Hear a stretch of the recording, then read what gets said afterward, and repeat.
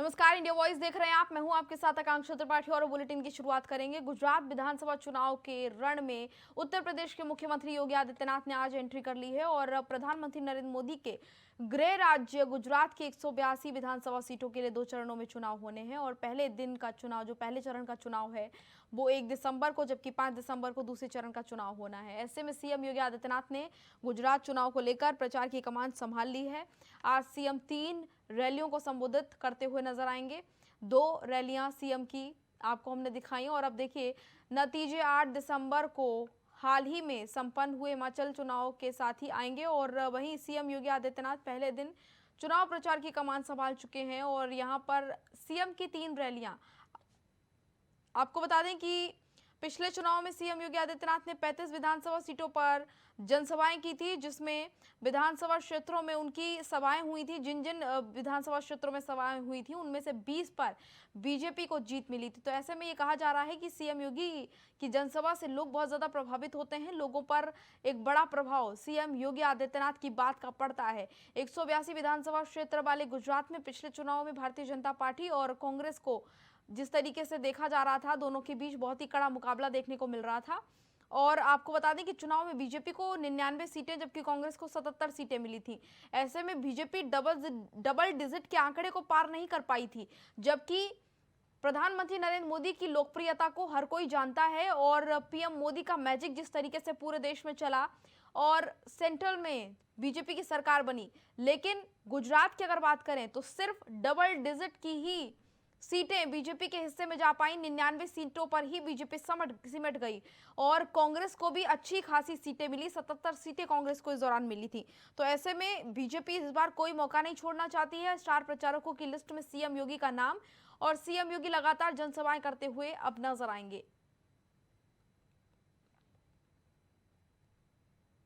गुजरात विधानसभा चुनाव के रण में उत्तर प्रदेश के मुख्यमंत्री योगी आदित्यनाथ आज एंट्री ले चुके हैं और प्रधानमंत्री नरेंद्र मोदी के गृह राज्य में आपको बता दें कि ये चुनाव बहुत ज्यादा महत्वपूर्ण है। इसके नतीजे भी 8 दिसंबर को संपन्न होंगे। सीएम योगी की एंट्री के बाद से लगातार बुलडोजर जो है बहुत ज्यादा हिट सूरत में होता हुआ नजर आया है। आज क्योंकि प्रचार के लिए सीएम योगी आदित्यनाथ पहुंचे हैं, तो ऐसे में सीएम योगी की एंट्री के साथ ही गुजरात में चुनाव में बुलडोजर की एंट्री भी हो गई है। तस्वीरें आप देखिए, कितना ज्यादा उत्साहित होते हुए लोग बुलडोजर की सवारी करते नजर आ रहे हैं। देखिए, यूपी चुनाव में भी बुलडोजर एक अपनी अलग पहचान बनाए रहा। बुलडोजर जिस तरीके से भारतीय जनता पार्टी का चुनाव चिन्ह कमल है, लेकिन बुलडोजर जैसे सीएम योगी आदित्यनाथ के साथ जुड़ गया है, उसने एक अलग अपनी पहचान बनाई है। यूपी चुनाव के दौरान सीएम योगी आदित्यनाथ की जनसभाओं में भी बुलडोजर खड़े नजर आए। सीएम ने कई बार बुलडोजर का जिक्र किया और उन्होंने कहा कि बुलडोजर्स को अभी रिपेयर करने के लिए भेजा गया है। चुनाव में जीत दर्ज होने के बाद दोबारा से बुलडोजर अपराधियों के घरों पर चलेंगे, अपराधियों के कमर तोड़ते नजर आएंगे। तो ऐसे में बुलडोजर जो है बहुत ज्यादा हिट हुआ। जिस तरीके से उन्होंने अपराधियों पर उनकी कमर तोड़ने के लिए बुलडोजर से कार्रवाई की, वो बहुत ज्यादा हिट हुआ।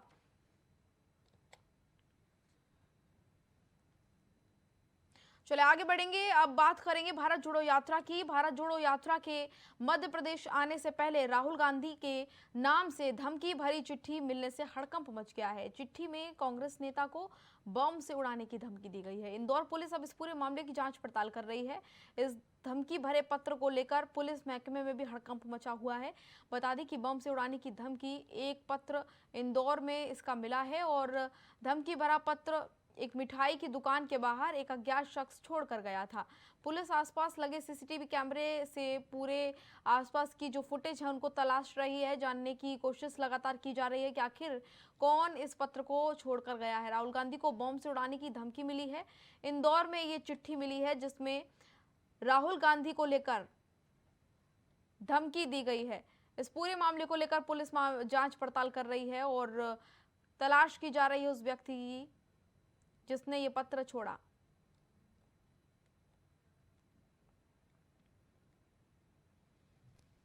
थाना जूनी क्षेत्र में एक व्यावसायिक प्रतिष्ठान पर कल शाम को एक धमकी भरा पत्र प्राप्त हुआ है, जिस पर उन्होंने रिपोर्ट की है और उस पर जो है थाना जूनी में एक मुकदमा कायम हुआ है। पुलिस जो है उस पर बहुत गंभीरता से और बहुत संवेदनशीलता के साथ उस पर कार्रवाई कर रही है। पत्र की सत्यता की भी तस्दीक और जांच की जा रही है। इसके अलावा जो है उससे रिलेटेड जो विवेचनाएं हैं उसमें हमारी टीमें रवाना हो चुकी हैं उस रजिस्ट्रेशन के लिए। बाकी जो आगे तथ्य मिलेंगे उस पर आपको फिर भविष्य में अवगत कराया जाएगा। मुलायम सिंह यूथ ब्रिगेड के प्रदेश सचिव और कार्यकर्ता पहुंचे डीएम। आपको बता दें कि डीएम कार्यालय पहुंचे हैं कार्यकर्ता और पहुंचकर यहां पर खतौली और पूर्व विधायक विक्रम सैनी की वोट काटने को लेकर सीएम को, माफ कीजिएगा, डीएम को ज्ञापन सौंपा गया है। और वहीं इस मौके पर प्रदेश सचिव शमशेर मलिक ने कहा है कि सजा पाए विधायक विक्रम सैनी का वोट का अधिकार किया जाए खत्म। ये जानकारी आपको दे रहे हैं। मुजफ्फरनगर का ये पूरा मामला है। मुलायम सिंह यूथ ब्रिगेड जो है वो डीएम कार्यालय पहुंचा और डीएम कार्यालय पहुंचकर एक ज्ञापन सौंपा है डीएम को। विक्रम सैनी की वोट को काटने को लेकर ज्ञापन इस दौरान सौंपा गया है। अभी रामपुर के विधायक समाजवादी पार्टी के वरिष्ठ नेता आजम खान साहब की भी सदस्यता रद्द हुई है और जब वहां पर उनकी शिकायत की गई थी कि उनका वोटर लिस्ट से वो नाम हटाया जाए, वो तत्काल नाम वोटर लिस्ट से उनका हटा दिया गया है। तो हमारी मांगे जिस तरीके से यहाँ पर विधानसभा अध्यक्ष जी ने और चुनाव आयोग ने इनके विक्रम सैनी की सदस्यता रद्द करने का काम किया है, उसी प्रकार उनका भी नाम वोटर लिस्ट से हटाया जाए ताकि आम जन का विश्वास कानून में बना रहे कि कानून सबके लिए बराबर है, चाहे वो समाजवादी पार्टी हो या Bharatiya Janata party. Global investors summit को लेकर तैयारियां तेज हो गई हैं। अगले साल 10 से 12 फरवरी के बीच समिट होना है और ऐसे में तमाम तैयारियों को पूरा किया जा रहा है। जीआईएस को लेकर शासन की ओर से तैयारियां तेज कर दी गई हैं। समिट में सबसे ज्यादा अमेरिकी की कंपनियां भी हिस्सा लेने वाली हैं। अमेरिका की बता दें आपको कि 53 कंपनियां इस समिट में हिस्सा लेने वाली हैं और दूसरे नंबर पे 25 कंपनियां यूके की हैं। जबकि पूरी अगर बात करें तमाम जो कंपनियों की तो कई सारी कंपनियां यहां पर आने वाली हैं। गूगल, एप्पल जैसी तमाम कंपनियों के इस समिट में हिस्सा लेने की जानकारी है। 304 विदेशी कंपनियां निवेश के लिए यूपी लाने की तैयारियां की जा रही हैं।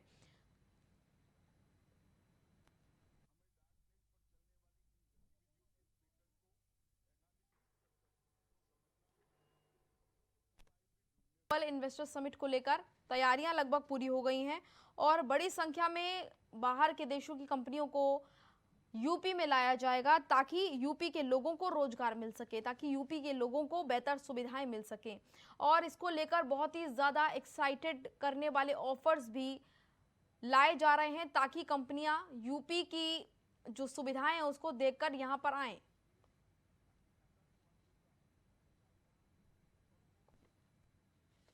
न्यायिक हिरासत में जाएगा अब्बास अंसारी। 14 दिनों की न्यायिक हिरासत में भेजा जाएगा। बड़ी जानकारी आपको दे रहे हैं। अब्बास को नैनी सेंट्रल जेल भेजा जाएगा। कोर्ट में ईडी और अब्बास के वकीलों की बहस पूरी हो गई है। कुछ देर में कोर्ट सुनाएगा अपना फैसला।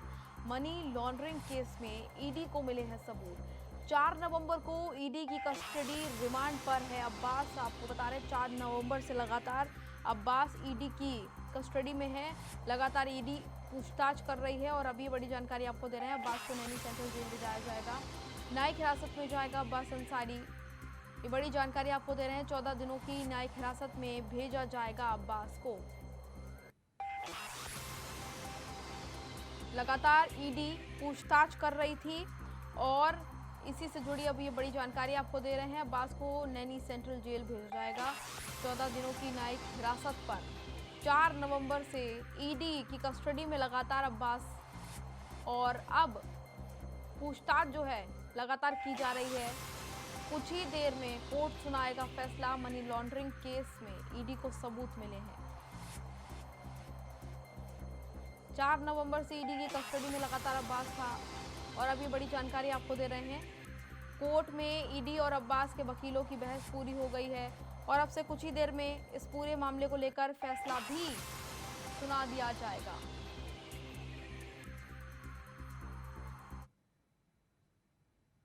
ग्रेटर नोएडा प्राधिकरण के सीईओ रितु महेश्वरी ने ग्रेटर नोएडा शहर को स्वच्छ और साफ सुथरा बनाए रखने के लिए एक मुहिम छेड़ी है और आपको बता दें कि सफाईगिरी एक मुहिम चलाई है जिसके तहत सफाई की जाएगी और सफाईगिरी अभियान में सीईओ रितु महेश्वरी स्वयं सड़क पर उतरकर लोगों को जागरूक कर रही हैं। ऋतु महेश्वरी के काम से लोग बेहद प्रभावित हुए हैं। और आपको बता दें कि सीईओ का कहना है कि प्राधिकरण के सभी अधिकारी एक गांव सेक्टर का विजिट करते हैं और जो कि वहां पर जाकर जो भी कमियां उनको मिलती हैं उन कमियों पर तुरंत काम किया जाता है। आपको ये भी जानकारी दे दें कि ग्रेटर नोएडा को स्वच्छ बनाने के लिए लगातार ऋतु महेश्वरी काम कर रही हैं और अभी हाल ही में उनको ग्रेटर नोएडा का भी अतिरिक्त प्रभार दिया गया है। नोएडा की सीईओ ऋतु महेश्वरी को ग्रेटर नोएडा की भी सीईओ बनाया गया है और ग्रेटर नोएडा के लोग इस बात से बेहद खुश हुए थे जिस तरीके से नोएडा में ऋतु महेश्वरी ने बेहतर काम किया, जिस तरीके से उन्होंने अपनी पहचान बनाई, ऐसे ही लोग उनसे उम्मीद ग्रेटर नोएडा के लिए भी कर रहे हैं।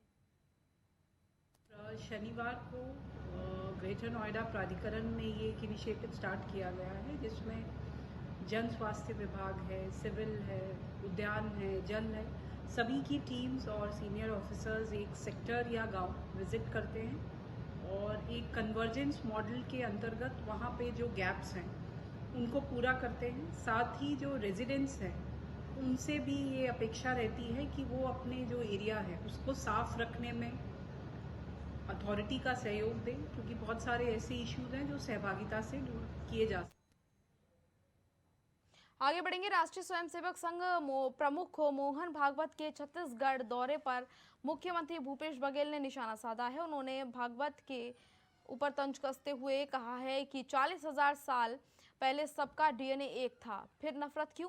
साथ ही मुख्यमंत्री बघेल ने यह भी पूछा है कि आरएसएस प्रमुख एक वर्ग विशेष के लोगों को ही क्यों मानते हैं, एक वर्ग विशेष के लोग ही क्यों बनते हैं। साथ ही साथ उन्होंने कई सवाल और भी खड़े किए हैं। किसी दलित आदिवासी को आरएसएस प्रमुख बनाना चाहिए। उन्होंने ये भी कहा है कि सेवा दल की नकल करके आरएसएस को बनाया गया है। जो मुद्दा आजकल आरएसएस उठा रही है उसको पहले कांग्रेस के लोग उठा चुके हैं। तो नहीं समझ केजरीवाल जी की बात तो केजरीवाल पूछे, क्योंकि मैं तो नहीं समझता कि वो मानसिक दिवालियापन है उसके पास। एक तरफ गांधी टोपी लगा के वो चुनाव लड़ते हैं, उसके बाद जब पंजाब में सरकार बनती है तो गांधी जी की तस्वीर गायब हो जाती है। अंबेडकर जी और सरदार भगत सिंह जी, ये दोनों की तस्वीर लगाते हैं और दोनों की विचारधारा के विपरीत वो नोटों में गणेश जी और लक्ष्मी जी की मूर्ति लगाने की बात करते हैं। तो ये वैचारिक दिवालियापन नहीं है ये सब। झारखंड के मुख्यमंत्री हेमंत सोरेन से ईडी की टीम ने कल 9 घंटे से ज्यादा के समय तक पूछताछ की है और जानकारी के मुताबिक इस पूछताछ में ईडी के अधिकारियों ने मुख्यमंत्री हेमंत सोरेन से जानकारी मांगी है कि आखिर राज्य में अवैध खनन किस तरीके से हुआ और जो भी लोग ईडी की तरफ से पकड़े गए हैं इनमें हेमंत सोरेन का उनसे क्या संबंध है, ये भी पूछा गया है। और इसके साथ ही ईडी के पास पहले से जुटाए गए साक्ष्यों के बारे में भी अधिकारियों ने पूछताछ की है। हालांकि अधिकांश सवालों पर मुख्यमंत्री ने जानकारी नहीं होने की बात कही। इसके बाद रात 9 बजे मुख्यमंत्री को ईडी की टीम ने छोड़ दिया। हेमंत सोरेन की पत्नी कल्पना सोरेन रात 9 बजे ईडी दफ्तर पहुंची थी और हेमंत सोरेन वहां से उनके साथ ही वापस हुए। इधर रांची के मोरहाबादी मैदान में जेएमएम के कार्यकर्ता जमे हुए हैं। साथ ही साथ यूपीए के विधायकों के साथ मुख्यमंत्री हेमंत सोरेन की बैठक होने वाली है जिसमें आगे की रणनीति पर चर्चा होगी।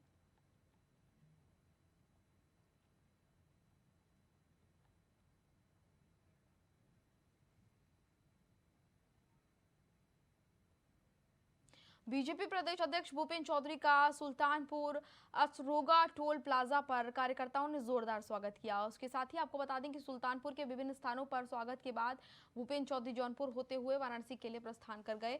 आज आपको बता दें जौनपुर दौरा था भूपेंद्र चौधरी का, जहां पर वो पहुंचे। कार्यकर्ताओं ने उनका जमकर स्वागत किया। बीजेपी के तमाम कार्यकर्ता बेहद उत्साहित नजर आए और प्रदेश अध्यक्ष के जौनपुर पहुंचने पर उनका खूब स्वागत किया गया। सुल्तानपुर में भी स्वागत किया गया और जौनपुर पहुंचने के बाद वाराणसी होते हुए रवाना हो गए वो।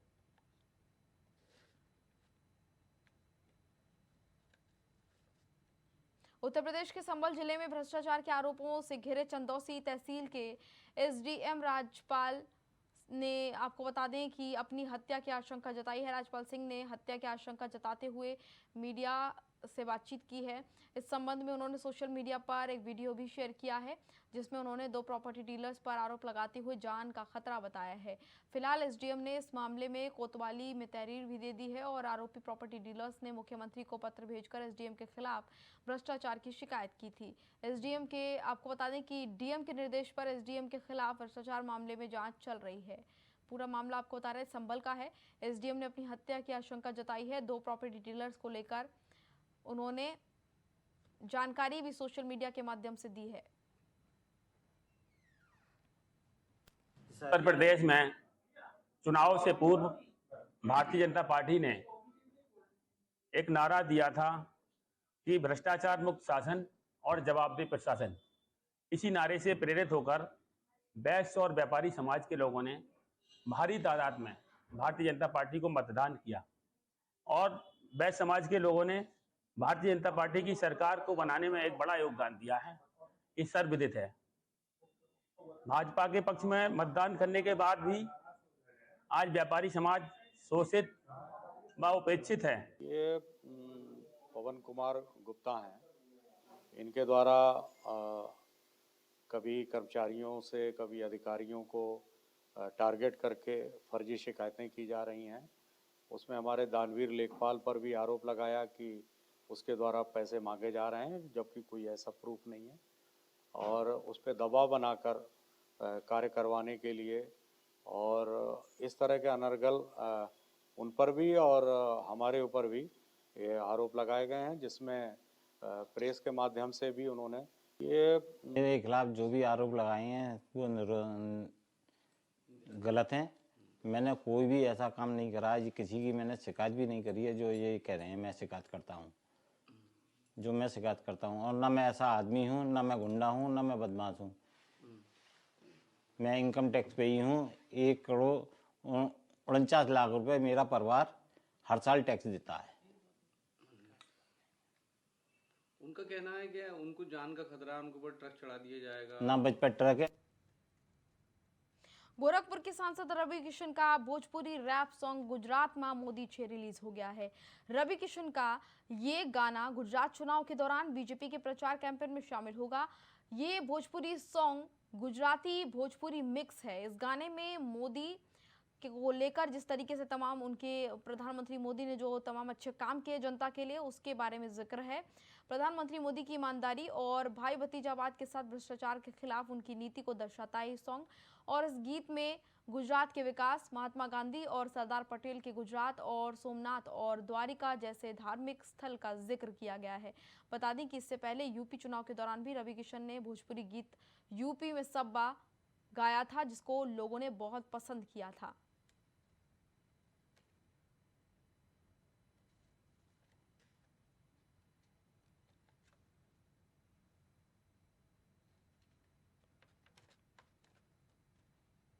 आगे बढ़ेंगे। भदोही जनपद में पूर्व बाहुबली विधायक विजय मिश्रा और उनके करीबियों पर जिला प्रशासन लगातार बड़ी कार्रवाई कर रहा है। जिला अधिकारी ने गैंगस्टर एक्ट के तहत बाहुबली विधायक पर परिजनों के नाम पर आपको बता दें कि परिजनों के नाम दर्ज कर 10 करोड़ 92 लाख रुपए की कीमत की अचल संपत्ति को कुर्क करने का आदेश दिया है। इसी कड़ी में भदोही के जिला मजिस्ट्रेट गौरांग राखी ने 26 बीघा 4 विस्वा जमीन को कुर्क करने का आदेश दिया है।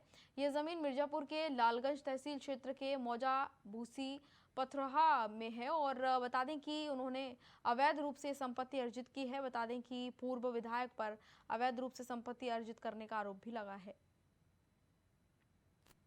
शासन स्तर पर चिन्हित कुख्यात माफिया और गैंगस्टर विजय मिश्रा की अवैध तरीके से अपराध से अर्जित जमीन जो लगभग 6.5 हेक्टेयर के आसपास है और जो लालगंज जनपद मिर्जापुर में स्थित है, इस जमीन की वर्तमान बाजारू मूल्य लगभग 10 करोड़ 92 लाख 77 हज़ार रुपये आंका गया है।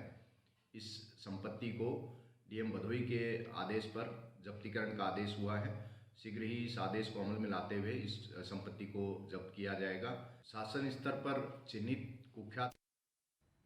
चलिए आगे बढ़ेंगे। जौनपुर पहुंचे बीजेपी के प्रदेश अध्यक्ष भूपेंद्र सिंह चौधरी ने कांग्रेस पार्टी के ऊपर बड़ा जुर्मानी हमला किया है और इसके अलावा चलिए एक और खबर आपको बता देते हैं प्रतापगढ़ से, जहां पर फर्जी डिग्री पर नौकरी करने वाले शिक्षकों पर सख्त कार्रवाई की गई है। इसके तहत 4 शिक्षकों को बर्खास्त कर दिया जाएगा और साथ ही साथ आपको बता दें कि दरअसल इन शिक्षकों की भर्ती साल 2016 में हुई थी। वहीं कहा जा रहा है कि अधिकारियों और कर्मचारियों की मिलीभगत से इन शिक्षकों की भर्ती की गई थी।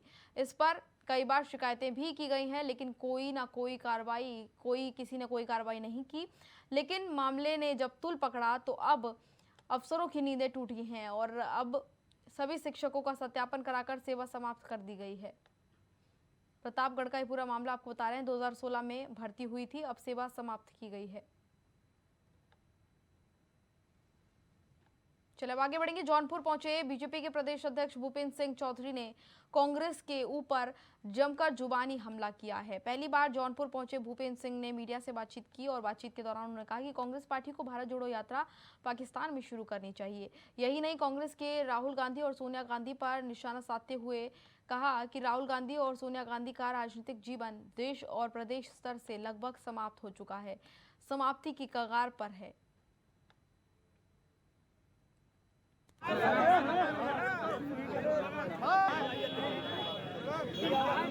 राहुल जी को अब कोई संज्ञान लेता नहीं।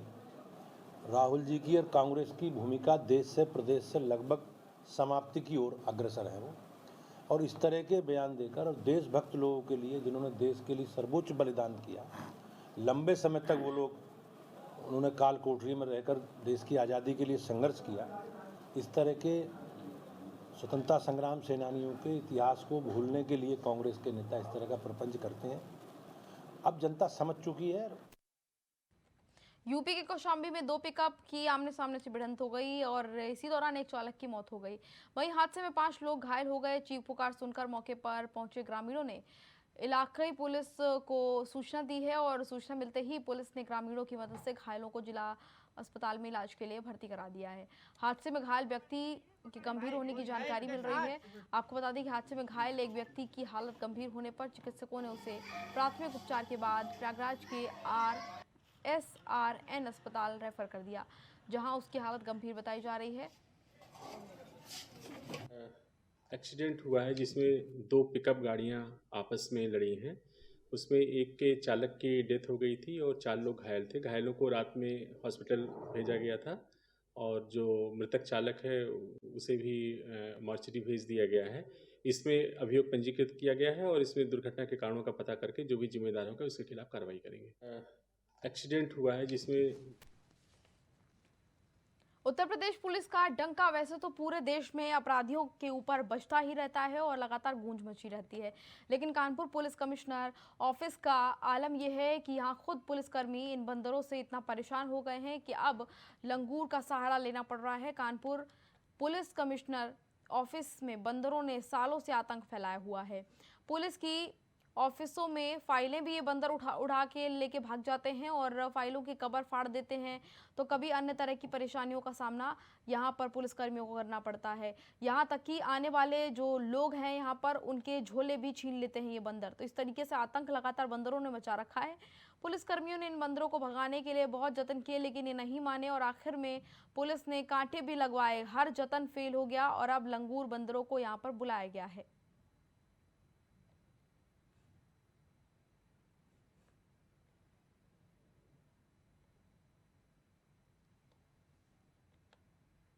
तो बुलेटिन में फिलहाल इतना ही। मुझे दीजिए इजाजत। नमस्कार।